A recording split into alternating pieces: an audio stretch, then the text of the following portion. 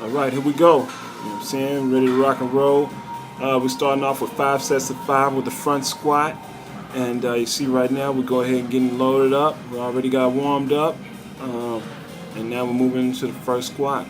You know, it's very important. Here's the form. You know, we want to keep the bar over the feet, the back as straight as possible. And deep into it. No shooting out. Nice drive through the hips. Good deal. By you keeping your back straight, elbows high, bar over the feet, you ensure that the legs take all the load and you keep any pressures out of the low back.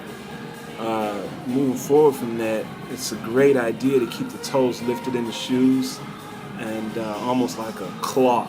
You know, you want to keep the feet nicely rooted so the thighs can stay nice and thick and firm as we get down deep.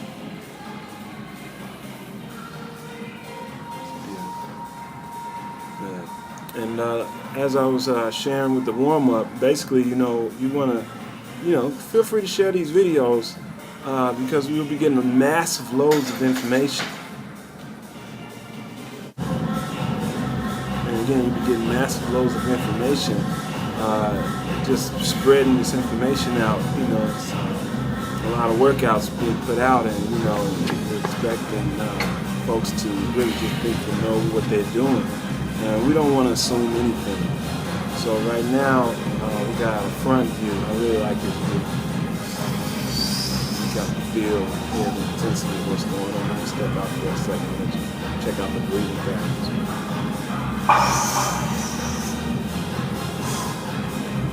The shake through the body is muscle activation.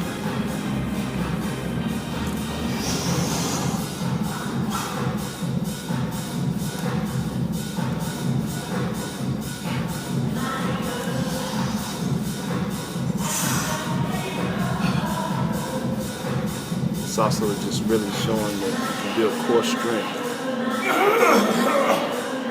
through something like the front squat. Now, there's differences between the front squat and the back squat. There's differences between the front squat and the back squat, but we'll go into depth on that when we bring out individual instruction on different lifts. Right now, we just want to keep it true to this workout. And here's the third set. It's a nice angle. We're really working to keep that back straight, bar over the feet. Nice pad on the bar. As in the front squats, you really want that bar to come back to almost feel like it's choking you. You know, really sitting up high on the body and elbows high. It's a nice drive. And really stay engaged with this movement. This is an all body all the time piece, and you build a little more core strength, a lot more core strength by loading with the front squat as opposed to the back squat.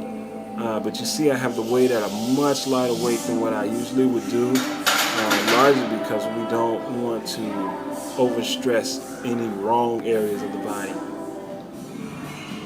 So this third set we move in, I added 10 pounds on each side of the bar, and we moved from a narrow stance where we hit the outer thighs mostly and just total thigh development. So now we're moving to the biceps femoris, and we also get in some of the groin and inner thigh development on this. Remember, this is a great mass builder. So we really just want to work and get in deep.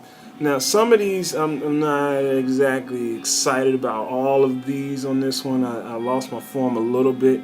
But again, we still want to keep the back as straight as possible with high elbows, and that'll let you know that you're in the game. If you see, like, if the chest starts to fall a little bit, that's the ones that aren't really great.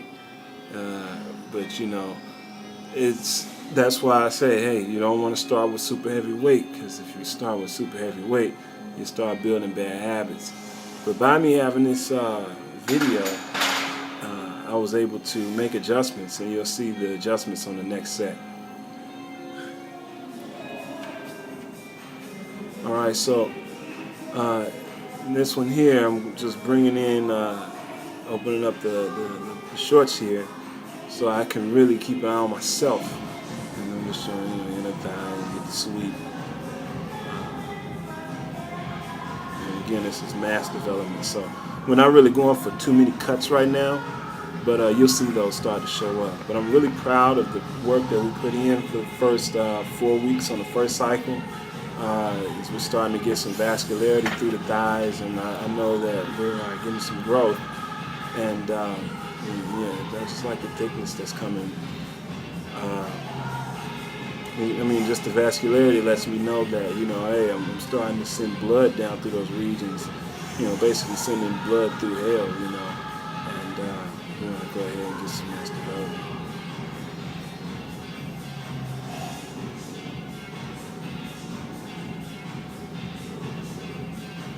Those are much better snaps. This set here is much better.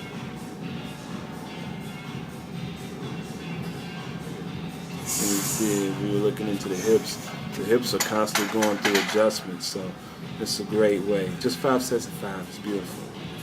All right, and then on this one, we move from the 5 sets of 5 on the front squats. Now we move to the walking lunges. This is a drop set of walking lunges where we'll be doing 20 steps with weight, and then we drop the weight and go 20 steps with no weight. And if you notice on my first couple steps, the balance is a little off. And that's largely because we're moving the load from a high load up by the collarbones and in the front of the body. And what that does is it shifts your center of gravity when you're doing a front squat.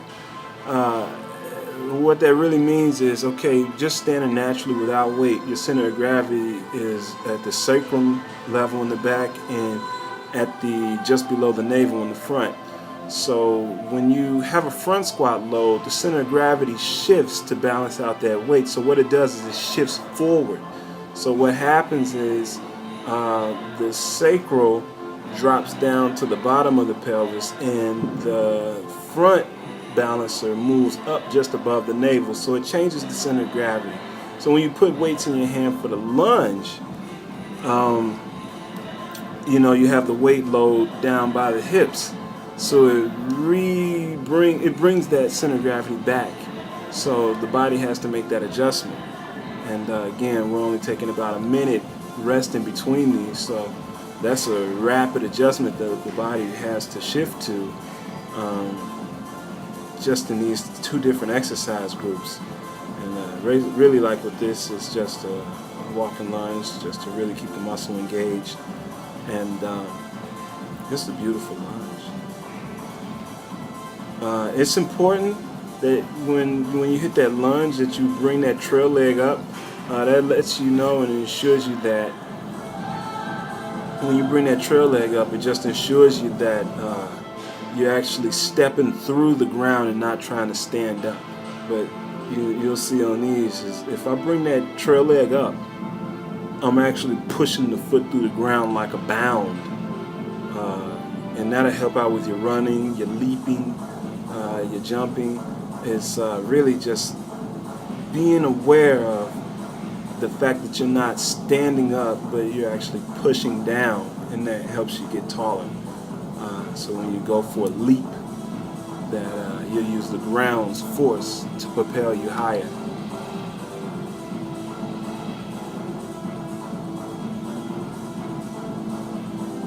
Alright, so I'm going to go ahead and let you guys finish watching this last set on this one. I got another video coming. We got walking lunges, we got the hack squat, and some donkey calf raises coming up. Alright guys, we'll finish out with these lunges.